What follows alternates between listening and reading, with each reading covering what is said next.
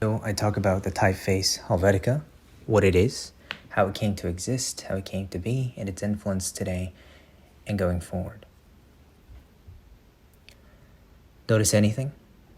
So if you couldn't guess already by the brief introduction and the title, what's common about all of these is their font, Neuhaus Grotesque or Helvetica. A little bit of historical context is fitting here, I think.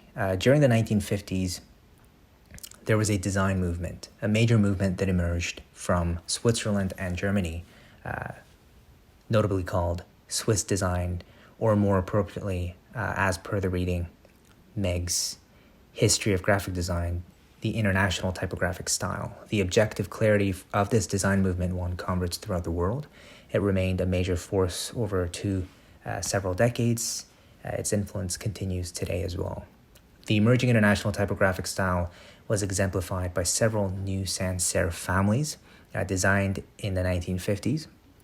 The geometric sans serif styles, mathematically constructed with drafting instruments during the 20s and 30s, were rejected in favor of a more polished, well-defined and refined designs inspired by 19th century Axesizen's grotesque fonts. I'm pretty sure I butchered that name, but it's from the grotesque typeface family.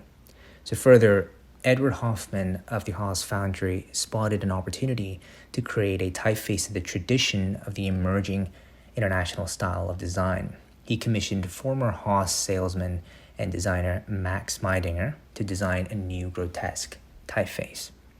So originally called Neuhaus Grotesque, new meaning new, house for Haas Foundry, grotesque being the Helvetica is the derivative of that family. The aim of the new design was to create a neutral typeface that had great clarity and had no intrinsic meaning to its form. Also could be used on a wide variety of signage. It wanted to be a realistic design, or a realist design rather. And over the years, a wide range of variants have been released in different widths, weights, and sizes. Many different ranges available. Notable features of Helvetica as originally designed include a high X height, the termination of strokes on horizontal or vertical lines, and an unusually tight spacing between letters which combine to give it a dense, compact appearance. Although a lot of that has also changed with Helvetica's reintroduction, major updates last year, 2019, called Helvetica Now. And in 1960, the typeface's name was changed to Helvetica by the German parent company Stempel for global purposes. Helvetica, by the way, is the Latin name for Switzerland. But from there, to make it more internationally marketable, they changed it to Helvetica. All in all, it was designed in post-war Europe. Many companies were looking for a change. It was something different. It was opposite to all of the fancy, the jazzy, and decorative typography that covered corporate materials and advertisements. Today, Helvetica typeface is still one of the most popular, well-beloved fonts, whether you like it or not. Again, the neutrality and impersonal nature of the font, the typeface, makes it distinct. As per Helvetica documentary by Gary Huswit, two opposing thoughts. Eric Spiekerman, who isn't too much of a fan, calling it Helvetica is mainly just ubiquitous. It's like going to McDonald's instead of thinking about food. And then you have Michael C. Place. For me, Helvetica is just this beautiful, timeless thing, and certain things shouldn't be messed with, you know. For me personally, I found it very surprising that Helvetica is really indeed everywhere, every fiber fabric of our society. If you take a look at New York, their whole metro system, all the signs, the banners are in this font, although not originally, but still today, they really embraced using such typeface. I think what's important to note too is Helvetica really became a major influence and gained popularity with Steve Jobs and his decision to use it as the basic font of the Apple operating system.